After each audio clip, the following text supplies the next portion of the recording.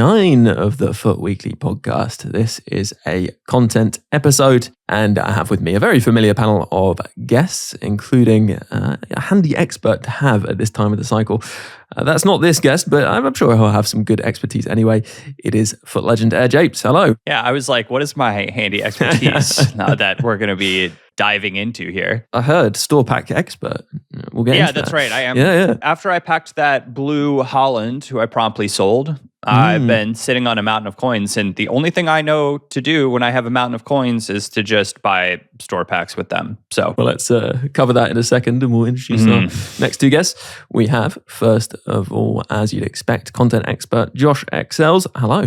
Yes, thank you very much. It's been an interesting week. I think like post TOTS it's always a weird time, but I mean, by goodness, EA have thrown a lot of content at us, so we've got a lot to get through. They certainly have, yeah. And up next we have market expert Nate, the FUT Accountant. Hello. Howdy, Ben. It is great to be back. And yeah, it is a fun week when you have cards that can potentially upgrade, and that means fun things for their prices as well. So I'm excited to get into that day too. Certainly. And it's going to be a bit of a crazy one for pound. There are so many players released over the last few days. I think it might even be about 100 or something, getting close to that if you include the season rewards, that I don't know that I even know all the players that have come out, which is surprising because normally I'd know off the top of my head pretty much every player, but there are some that I think are just going to have snuck under the radar. I'm sure that'll be the same for listeners, so this will be interesting. Who do we start with? I guess it'd be you, Nate, because you're the least frequent. Who are you going to nominate for pound powerhouse? And it should be noted, actually, I'm sure people are aware, but the Path to Glory players, they all have upgrade potential during the international tournaments, both Copa and the Euros. So yeah, Nate, take it away. I think I'm going to go for a French player here. It's going to be the SBC that we had yesterday, Bradley Barcola. Barcola! Yeah. What a card. I mean, and what a price as well. I mean, they drop a French live card for 180K with those stats, the 99 pace. PSG, French live card. Yeah, PSG as well. Exactly. I think he's kind of taken over the game at the moment, and a lot of people are saying that he is very good in game. I haven't done the SBC yet, but he will be completed rather quickly, probably when I need the fodder from a 650K pack. Hopefully pack some good cards, but yeah, he just looks incredible. I matched him once last night in FUT Champs, and he just like his rapid and technical plus, like his technical plus is so rapid that it just feels like he's sprinting, but the ball is glued to his foot. So he was very good, and I can't wait to get him done, but the guy who played against me with him cooked me. Yeah. He was such a pain to play against last night. So annoying. Like, I really wouldn't recommend anyone does the SBC. I do not want to play against him, and do not want to play against him even further upgraded, as is quite likely. A good first nomination. Let's come over to you, Josh. Who are you going to be nominating for pound? It's a tough one because there's a lot of very cheap players. There's also a lot of that kind of 200K kind of player. And I was tempted to go with a few of those, but I'm actually going to go for a 26,000 coin 92 rated player. And it's a striker who has press proven plus and power shot plus. And it's Patrick Schick. 4-star, 5-star. He's got power header plus as his third play style plus. So we and there's no aerial in there. So we do have to add that in. But he does have 99 jumping, 99 heading accuracy. So that he does have that in his favor. But if you then go through his 9 other play styles, he's got finesse shot and flair. Beautiful combination. Pinged pass, tiki-taka, beautiful combination.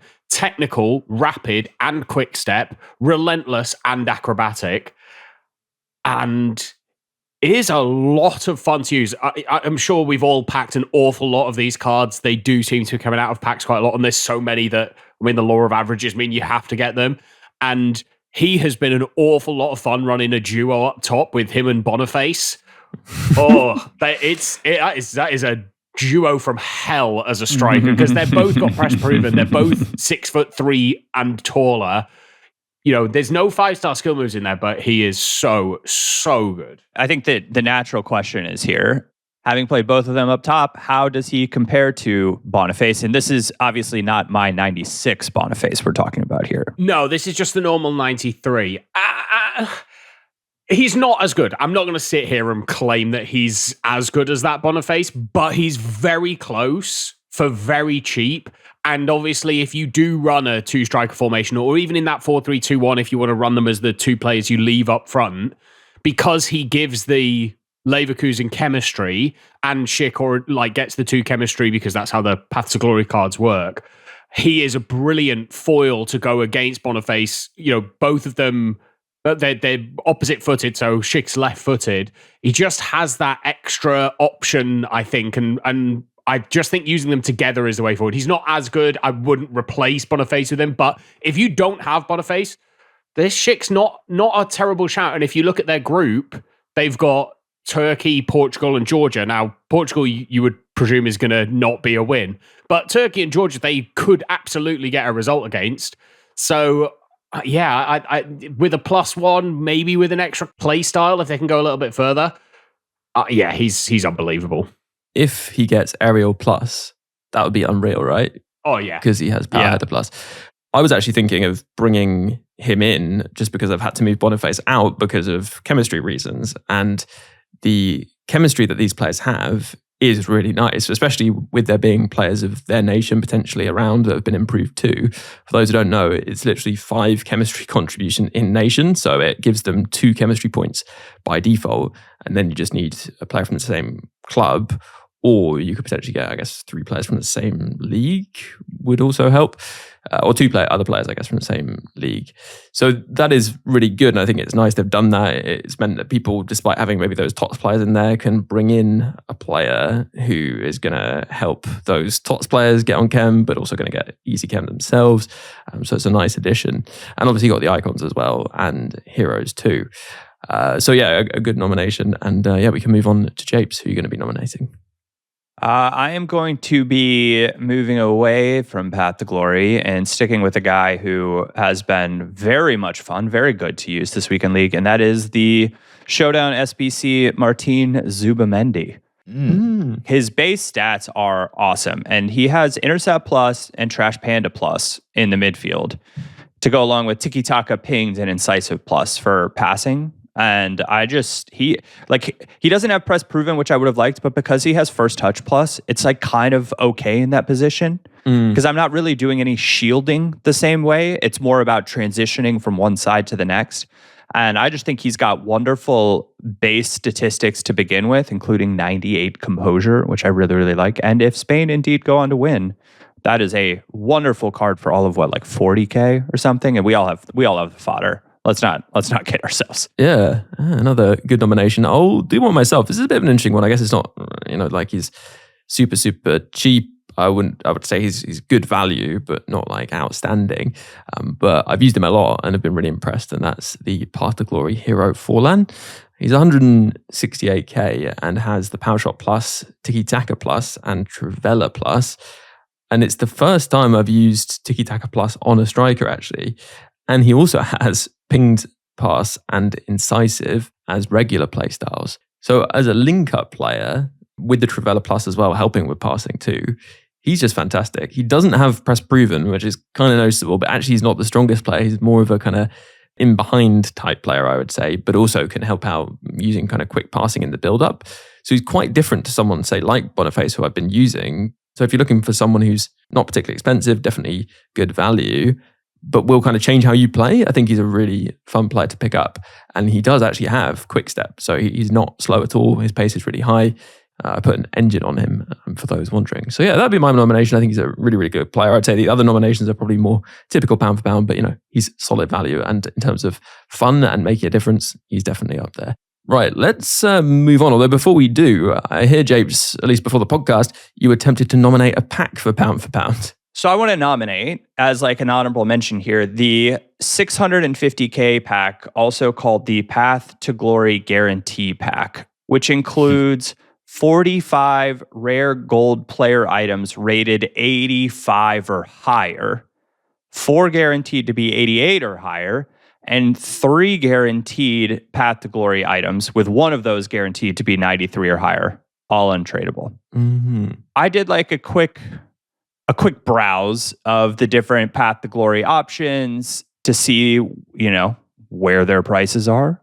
what they might be at. And I was like, I think it's going to be hard not to get quote unquote good value back from this. Even if you're looking at it in terms of like the fodder, like it 45.85 plus will give you a lot of exchanges to do a lot of upgrades if you would like.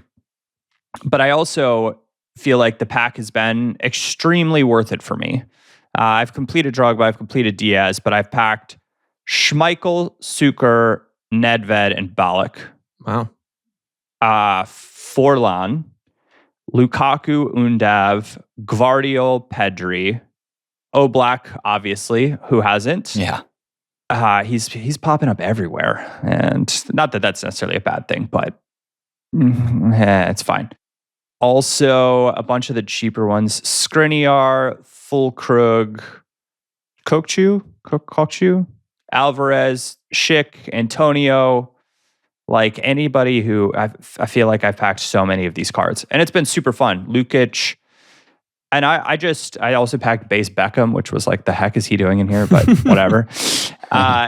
It's been just a super fun pack to open. I've also completed Muller, but like it just totally refreshed Weekend League for me, where I was like, I'm going to just toss a bunch of these players in and see what happens. And also like, it'll be fun for the Euros and the Copa for sure. Like I theoretically have a bunch of these cards in my club now that I'll be curious to see what happens. I think the question for me is there another Path to Glory team coming? Yeah, there have been rumors that there is one, but I don't think the graphics said Team 1, which they sometimes do. Yeah. So I didn't see a Team 1, which means I'm tempted to open the other one. But also, if there is another one coming, then I'm going to save some coins for the next 650k pack, because some of the like icons are just like, if there's a new batch of icons too, like I'm interested in that for sure. But like as a baseline, you even, Ben, you'd mentioned Tyler Adams. He's like 240k. There are a bunch of cards in that like 200-ish K range that I guarantee you probably get like 3 of those, or like a 500k card and a 250k card, and you're like, are you getting your coins back? I don't know. But because they're so easy to get chem on, it felt super worth it. And I'm very, very happy that I did it. Yeah, I did mention that before the pod, and I packed him, and I'll maybe talk about him on the gameplay pod, because I think we'll talk about a few different players, because we've got a fair few. But I did want to ask, because I got Tyler Adams, do you back the US? No. Okay. No. Yeah, that was real fast. No. I'm like, I mean, obviously, I don't know, Ben, did you see the Colombia result? Yeah, I did. I am not and have never been a Greg Berhalter truther. Yeah. And I have a hard time getting excited for any tournament that he is in charge of. There's part of me that honestly hopes this is a little bit of a disaster, because I really, really don't want him in charge of the team when it's hosted on our soil for the World Cup. Okay, interesting. They've got Uruguay in their group, but 2 teams go through, right? So yeah, the way these tournaments always play out, I think you would be surprised how Panama and Bolivia might even scrap something together. Yeah. I'm not saying I don't back the US, but I'm saying, I don't know. South American teams, Central American teams are always, in many ways, I feel like scrappier than we give them credit for. Oh, yeah. And it doesn't look like we have much upside at the moment with how we just played. That's for sure. So I don't know. I think the expectation is second in the group and then lose to Brazil, because they'll probably win their group, and then we'll play them in the first elimination game. But I don't see how it's possible we go beyond that unless we get top of the group, which means we have to beat Uruguay, who, well, they just beat Mexico 4-0. So I don't know. And also we've got to be ready for the resurgence of Canada after their glorious draw against France last night. Well, yeah, Canada were pretty good in the last World Cup, and actually, I didn't think the US were bad at all. But we will actually take a break on that, and we'll be back in just a second. And maybe I'll ask Josh what he thinks about England's chances for upgrades. Hello, welcome back after the break. As promised, Josh, how do you think England are going to do? Do you see that Joe Gomez, getting a lot of upgrades? I see England getting 3 wins. I think that's probably what I would say. Whether they all come in the group or whether there's 2 from the group in the first knockout round. There's so much negativity around England because of the friendly before we went, but Anybody who takes friendlies with any kind of seriousness, or even qualifying, like there's been so many tournaments England have qualified winning like every game and been like imperious, but get to a tournament and completely crumble. I don't think we've got the defense to win it, so I don't think we'll be getting lots of upgrades. But I honestly think that kind of the reduced expectations there are now will probably serve us a little bit better. It'll make things a little bit easier.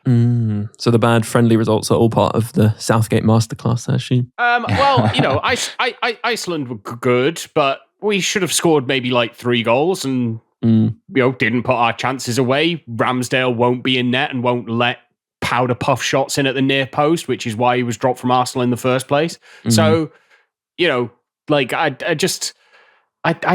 think there's a lot of unnecessary negativity right now, and we'll be fine, and be interesting to see how a midfield lines up once Bellingham's in there. So yeah, let's not get ahead of ourselves. As I said, France, who people would all say, oh yeah, they're the favourites, drew 0-0 to Canada last night. So like preparation is preparation. If anybody who actually watched that game, none of the England players were really trying because they didn't want to get injured before a major tournament, which is totally understandable. Yeah, it's always hard to read anything into the friendlies, to be honest. Let's move on to then talking about Path to Glory more broadly, because some people may not be aware of exactly how the upgrades work, so I'll just run through that. It's the same for both Copa and the Euros in terms of the upgrade path. Heroes and icons are different to regular players. For regular players, it's +1 overall if they win 1 game, +1 playstyle plus if they win 3 games. So, Josh suggesting maybe Joe Gomez could have a 4th playstyle. +1 overall if they win the quarterfinals. +1 overall or 5-star for both skill moves and weak foot if they win the semi-finals, and +1 overall if they win the final.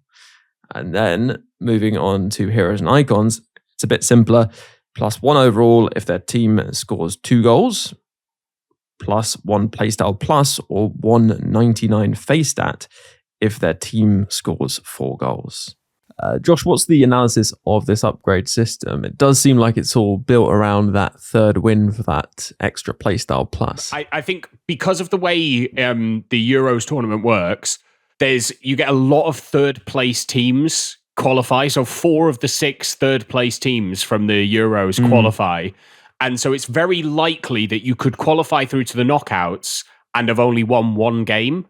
So there's a chance that you could get a team in the semi-final and they only just win their 3rd game. So you'll get the playstyle plus when the quarterfinal's been played and then an upgrade for the 3rd win. So yeah,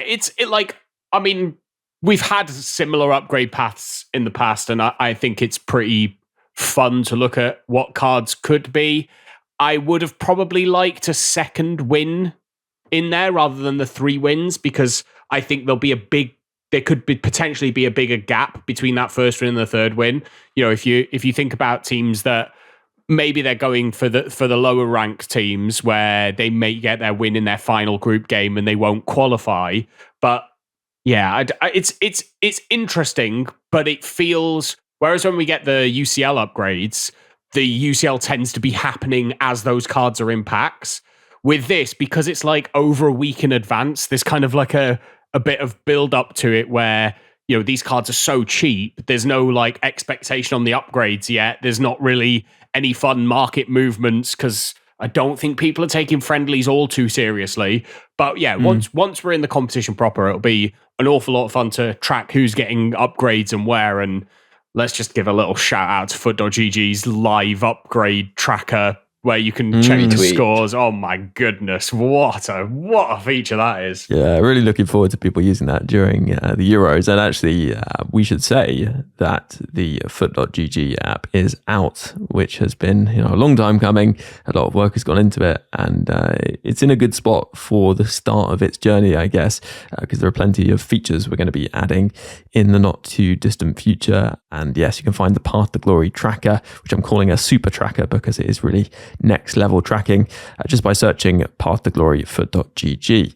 And actually, to go back to what you were saying, Josh, about the prices of players, I was very interested to ask Nate about this, because actually I remember for the World Cup, prices were actually quite low when the players were in packs because, as Josh said, we aren't actually into the tournament yet, like we weren't then. And then they did start to rise as the tournament started. Even players who, weren't necessarily doing immediately well were starting to go up in price. Yeah, there was a lot of that. I remember specifically the PTG Jack Grealish card went from I think it was 80 or 90K and went all the way to 170. And, you had the Bruno Guimaraes, which everybody remembers for being 800K, and then Brazil losing and going down to 100. There's going to be a lot of that with these cards too.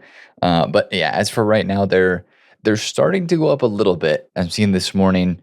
It seems like some of the, I guess you could call it panic from the weekend is over as people were opening the 650K packs a lot and the SBCs were really, really good.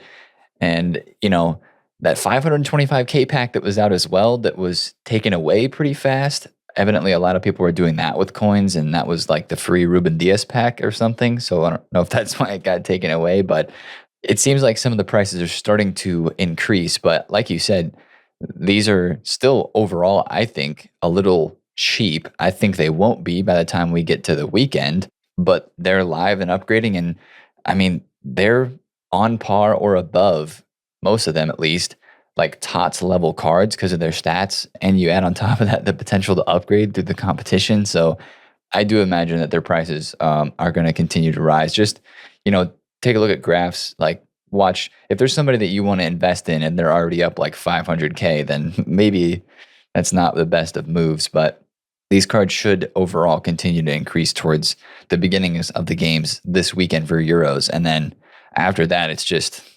whatever happens in terms of who wins the game, who loses, upsets, all that sort of thing. There's more value on the 650K pack is all I just heard out of that. I have a slight caveat to that, which is just to highlight something that's new, which is the global loan system that they've introduced. Yeah. That could be dangerous for investments because if they, just to clarify, if you don't know what the global loan system is, everybody got one when we started, and you'll see it has a little kind of pie that's slowly ticking down. Essentially, you can use that card up until a certain date, which I think is the end of the season or the end of the Euros, whichever one is sooner, I can't remember. But you can check on the card when it expires. And I don't know if they will have different dates of when they expire, but I imagine that we'll start seeing picks involve those players. So you'll get them, for that limited time.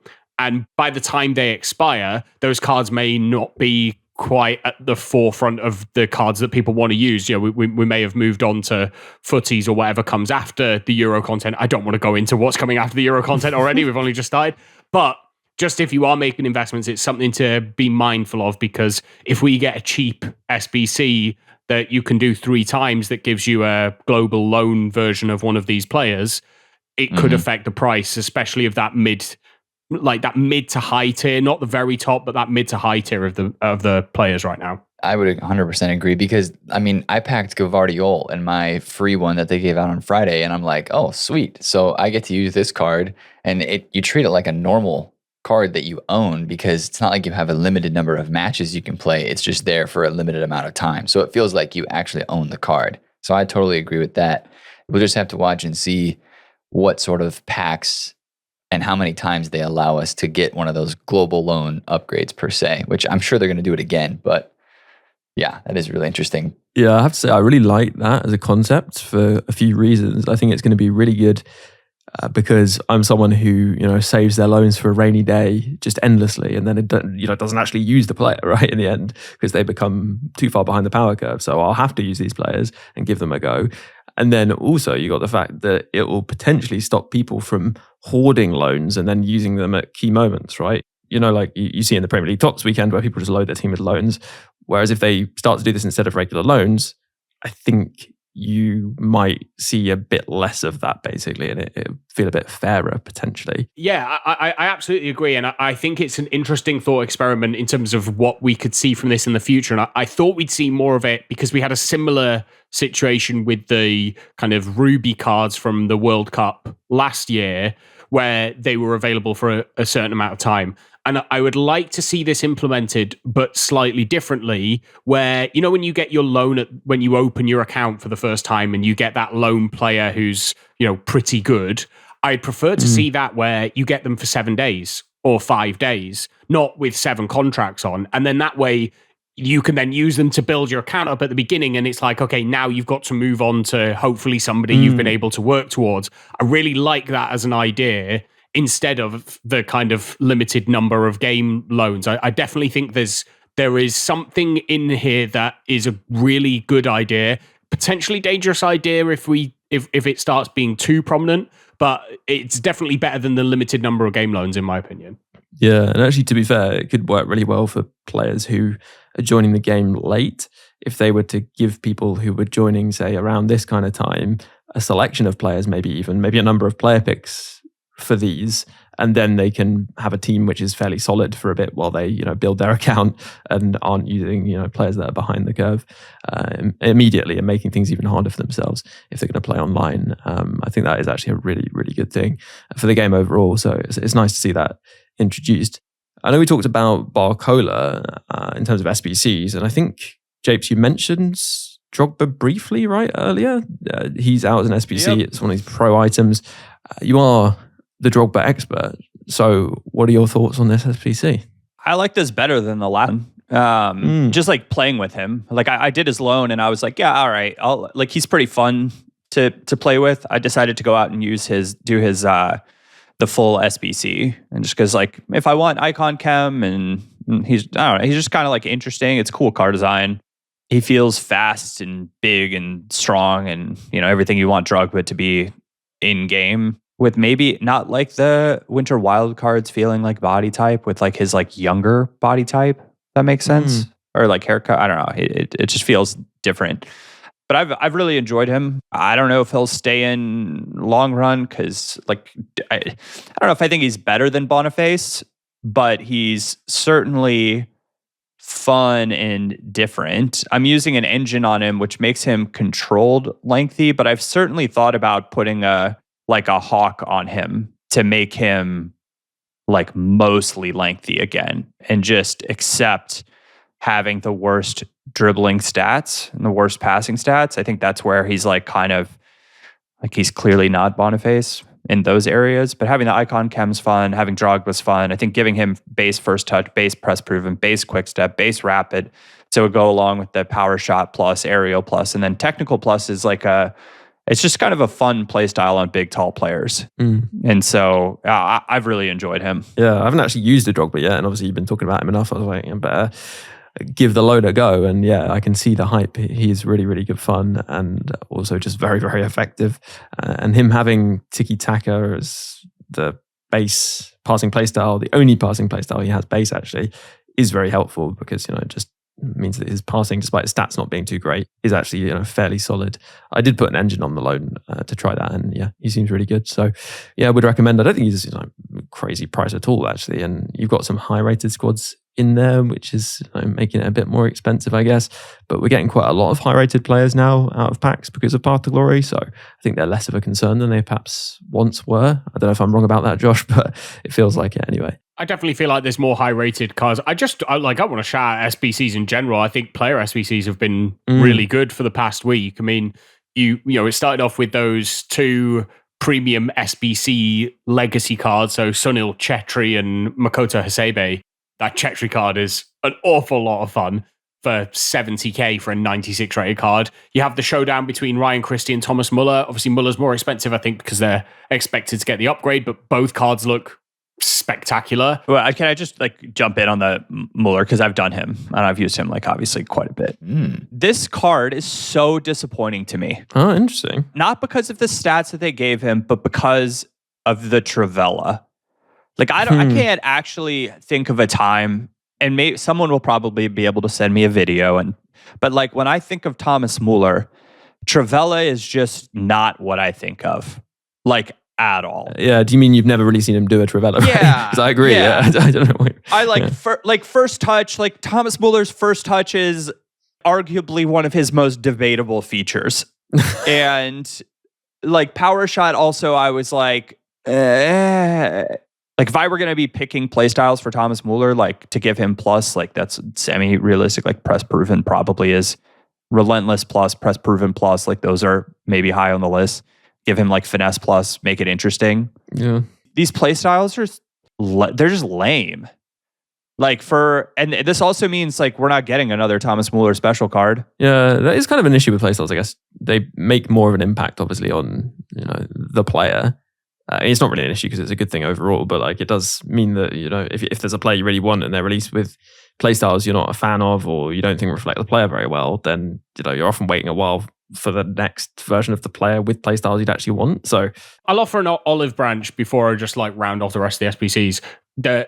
When the Tartan Army beat Germany and completely throw the Euros up in the air, a 93 rated card will absolutely fit into an Evo probably within the next month, I would say. And there's every chance that it allows you to add a 4th playstyle plus. So there's a possibility there, but I do agree. I think there's been some strange playstyle selections by and large, to be honest. Yeah. Do you want to give your thoughts on the final SBCs? I think you were going through the list, right? Yeah. So you got the 2 expensive ones in Diaz and Joe Gomez. I've completed both. Diaz, I don't get along with. I actually liked his Tots Moments cards, but this card I just can't get it to work for me. He doesn't have technical, does he? So as a bit of a technical merchant, that was a bit disappointing. I think if he had technical, it probably would help a bit, but... Or even 5-star skills. It seems like a really obvious omission to me, but that Joe Gomez is a very, very good defender. And if you do think England could go a decent way, if you think he's going up to 96 rated, he's probably a must complete. 𝘵𝘂 and Zubimendi are what I think showdown cards should be. Cheap, easily completable, good fodder if they don't get the upgrade, but really usable, fun players that aren't going to demolish the game. And then the 3 that we've had most recently, Drogba, as we've said, I think a very good price. Barcola, an unbelievable price. And Hernan Crespo, who has been put in for 7 days at 1.5 million coin cost. I have a feeling that is probably going to get changed. And if it doesn't, he will be the least completed icon I think we've seen as an SBC. Well, they gave him the same pluses as Drogba. Yeah. I was like, I mean, these are like cool playstyle pluses. I think for him, they're great. I was just sort of like, the timing of it was hilarious. Well, also, I would say Drogba's more suited to the playstyles, mainly because the aerial plus. Like Crespo doesn't have the best aggression. He's got good jumping, but he doesn't have amazing strength. Well, with his agility and balance, that technical plus is going to feel a lot silkier. Like he'll feel a lot silkier with that. Yeah, I guess he's more towards the Forlan than the Drogba, if you like. This is one though that you're like, you really got to be a Crespo guy. And you need Argentina to win 𝘭𝘂 so that it feels worth it. That's the other thing, yeah. And actually, there's something to consider with all of these. And I think that is the big thing, Nate. From, I guess, my perspective, looking at how Path to Glory is working, it's all about that additional playstyle plus upgrade. Because presumably, if that happens, which it could in the next sort of 3 weeks or something, that's going to feel like a big boost and a big value increase on those players, right? Yeah, and I mean, for Crespo, obviously, he's an icon. He doesn't need to win. He just needs the goals. And Argentina should score 4 goals pretty easy. So then it comes down to, okay, do they give him the 99 stat or do they give him the playstyle plus? And I think most people would hope for the playstyle plus, but what do they boosted his passing from 80 to 99 or whatever it is after he gets 2 goals in the upgrade? You know what I mean? So even with those things considered, I don't know if it's worth the fodder for that price. But I did want to give a quick tip because I think you mentioned this, Josh, briefly, but showdowns are, I think, something that people should have a little look into because of, first of all, as you said, they're actually often okay fodder value at the moment. But also, actually, if you look at some of the evolutions we've had, past showdowns, whether they have been boosted or not, are really good options often for evolutions. And I suspect this is because they aren't super frequently completed. And it means that EA are not maybe considering them as strongly as players to avoid when they're planning evolutions, basically. I was looking at 𝘂𝑫, for example, who didn't get his upgrade. In Supreme Defender, he looks fantastic and has, 3 of the most meta defensive playstyle pluses in the game. So I think it's worth considering, and they really are, nothing to complete. On that, we'll take a break and we'll come back to talk about menu grinding, how to make some packs at this time, and also evolutions after this break. Hello, listeners. A quick reminder that this podcast is made possible through the generosity of supporters out there. And actually, they aren't just doing it out of the kindness of their heart, because you get a whole extra podcast every single week as a supporter. And you can sign up for a 7-day free trial right now over on Patreon. And after that, it's just £3 a month to continue supporting. It makes a huge difference. The podcast for a time wasn't able to be weekly because I had other work commitments, but this has made it possible to deliver a podcast every single week, and in fact, an extra one too, just for supporters, as I mentioned. So if that interests you and you want that extra content, and actually if you would like even more, there's the supporter Discord at the gold tier, there is the Hall of Fame at the end of the podcast in the icon tier.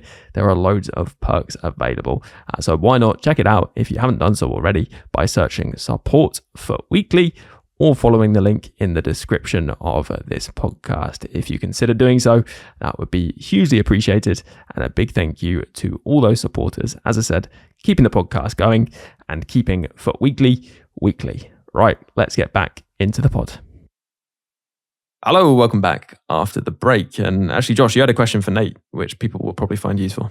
Yeah, just to go back to those showdowns, especially the Zubimendi and 𝘭𝘂, they're both in that like 30 to 50k, 40 to 50k range. And for 93 rated, the cheapest on the market is mid 30s. But the biggest thing for me is that most of those 93 rated have been team of the season cards, and they seem to be like, the discard one seems to be massively up at the moment. Well, first of all, to your point with showdowns, yes, like I think those, the 85 times 5 that is out that we're all ripping through 3 times a day to get it done. Some of the 85s you get through that, and then, a couple 84s, 83s you get from rocking through some player picks. Like, just submit them and get that 93 rated card in your club for fodder for future value or for an Evo, absolutely. And I think to the point of the team of the season's going up on the market, I just think, this happened last year too. I don't understand why EA doesn't release an SBC, even if it's one time per day or like every couple days, that is tradable team of the season supply, because it's getting increasingly difficult. I've rinsed out a good amount of team of the seasons from my club. I'm to the point where I'm like, okay, this guy, do I want to keep him? Do I want to put him in SBC just so I can get this one done?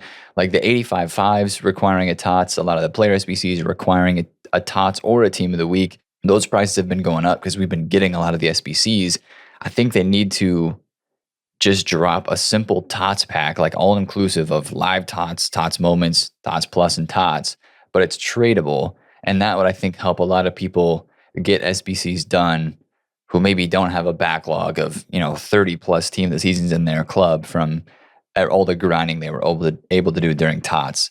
So yes, I think the showdowns are totally worth doing, but I also think that EA maybe need to control the prices of their fodder a little bit better, because they keep requiring it but not supplying it. Yeah, I guess it's worth taking a look, Josh, and checking if you can submit a team of the week into the SBC you're about to do to save your team of the season. And in fact, this might be a good opportunity for you to, just give people a bit of a lowdown on the menu grind, which I think you were saying before we started the pod is fairly similar to before, but it's, I guess, worth a little refresher. Yeah, like I will say most of the daily SBC specifically, you are allowed to put in a team of the week. So it's generally only the team of the season upgrades that required a specific team of the season card and didn't also include team of the weeks. And so when you've got the 83 plus team of the week pick there, it's an easy way to complete it. That's not very expensive. You will have those two 83 and 82 rate squads in your club most likely. And if you're doing the grind like me, you've got over 100 team of the week sat there ready to go in. In terms of the grind, I've seen a lot of people say that the grind's changed or they don't know how to grind now.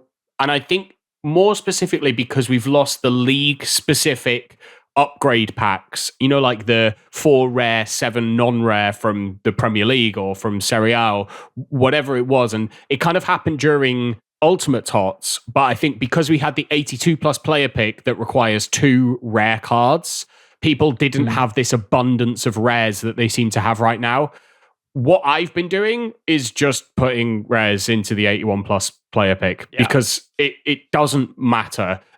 When the card's untradeable and there's nowhere else for you to put it, you're not saving it for anything. There's nowhere better for you to put it. Just stick it in the 81 plus upgrade because that's all it's good for at that moment. I'm presuming that probably by the time you're listening to this podcast, we've got a new player pick, and I'm presuming it's going to be the 82 plus player pick again. And so this should be less of an issue where you'll end up probably with more non-rares than you will rares.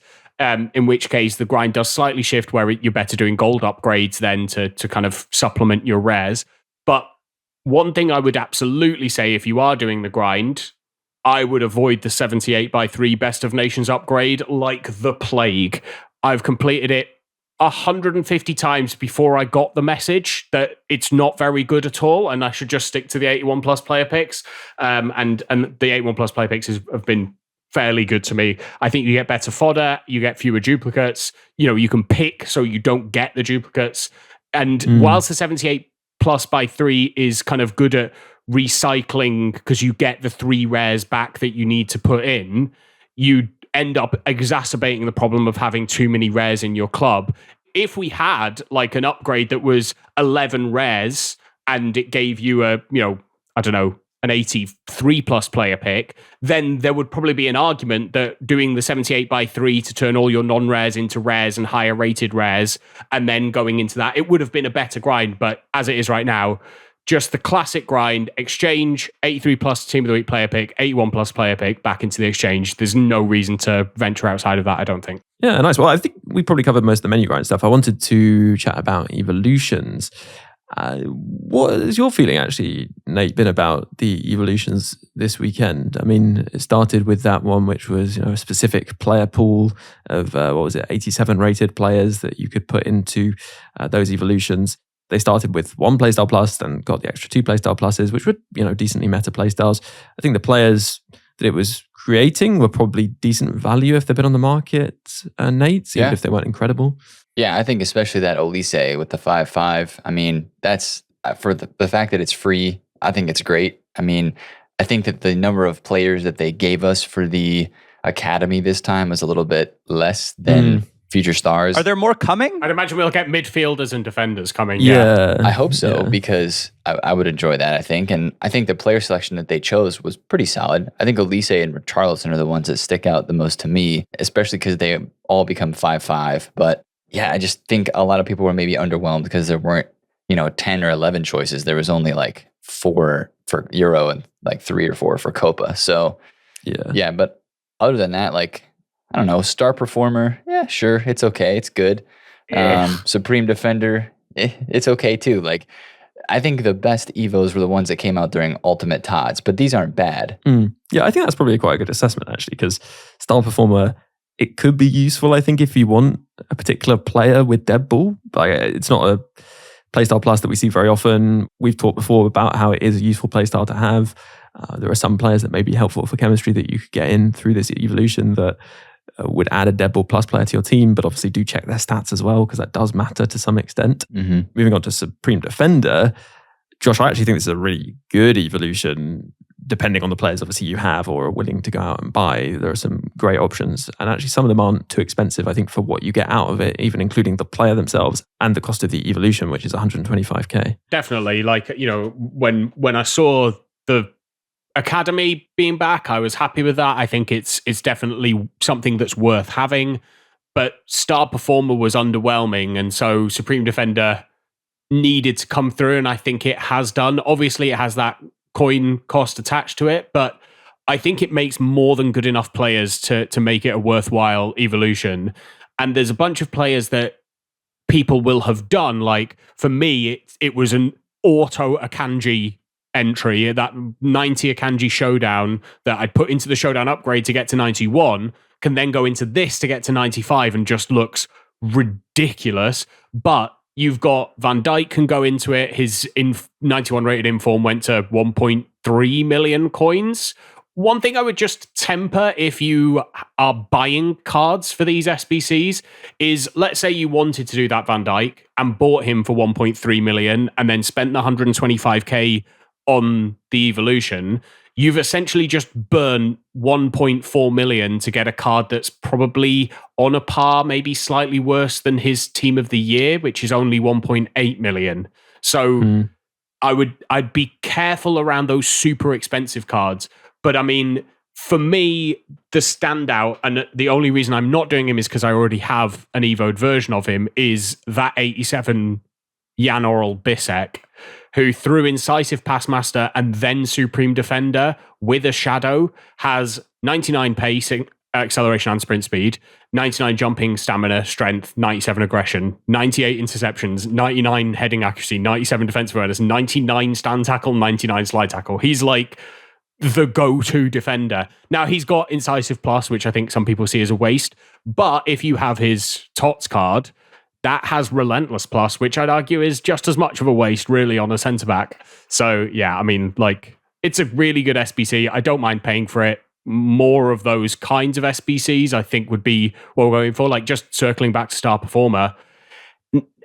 First off, this player pool of max 84 rated has been rinsed to be, like, beyond anything. No new cards are coming out that are 84 rated. So if you have an 84 rated card that you want to evolve, you've already evolved it. And so I don't know who this is aimed at. And then it only maxes out at 93 rated. And it only has playstyle pluses of max 0. So if you have evolved any player in the last, 6 months, they can't go into this evolution because it's max 0 playstyle pluses. So it was just, it felt like one that we got right at the beginning of Team of the Season. And it should have been max 86 I could have gone with and then get it up to that 95 rated, which seems to be where we are in terms of the evolutions. But by and large, I think evolutions in the last 2 weeks have been pretty solid. Do you know what? I have to be honest, I really don't like the Copper and Euro Evos. And I think I didn't like this Future Star ones either, because it doesn't really, to me, feel like it should be an evolution. It feels like it could just be objectives with a player pick at the end, which offers you these 95 players. And what they could almost do instead is give these 87 rated players as a limited time loan, like these new limited time loans that they do, and say, go out and complete an objective which is for the Copper players, a player pick of all the Copper players, or a player pick of all the Euros players that are available through these evolutions. And then they wouldn't be using their bandwidth for evolutions on something which I don't think is really an evolution. It's just an objective with extra steps, basically. So I appreciate that it's still good. It's offering good players and it's nice to see, and I'd rather have it than nothing. But I feel like I would rather see, maybe like a cheaper version, a less good version of the Supreme Defender, for example, which is a really strong evolution. And I should have mentioned, actually, when I said it, Intercept Plus is such a good playstyle, so it's really nice to see that as an evolution. But, it's not the end of the world. But I do think there are better ways of going about that don't use evolutions. Anyway, I think we're pretty much ready to wrap up there, potentially. I don't know if anyone's got any kind of final last-minute things to say. We're going to talk more about the players themselves on the gameplay pod, because there are just so many to talk about. So if you're a supporter, do check that episode out. Any final business? Anyone? 𝗲𝗍𝑝𝑠, Josh, Nate? Anything we haven't mentioned? One last thing. This is the final pod, I think, that will be released before the deadline to register to vote in the UK elections is. So if you, regardless of where you are actually in the world, register to vote. It's important that you get involved in politics because it does actually affect your life. So 18th of June is the deadline in the UK. It's really easy to register. You can do it online. It takes like 5 minutes. And, even if you don't like any of the parties, just register to vote and go and spoil your ballot. Vote for a monster raving loony party, whatever it is that you want to do. It's important. Like, it's democracy for a reason. Yeah. #EvolveYourCountry. Exactly. And obviously people in the US also going to be voting soon too. Right. I think that does, as I said, wrap it up. So yeah, Nate, thank you very much for coming along and joining us on this content podcast. Absolutely. Thanks for having me. It's always a blast. And let's get into these games. I am excited to see all these games unfold, Copa and the Euros. It's going to be a blast. Yeah, it definitely is. You can catch Nate streaming pretty much every day, right, Nate? On Twitch. Yep. Nate the FUT Accountant, and on YouTube as well. Thank you, Nate.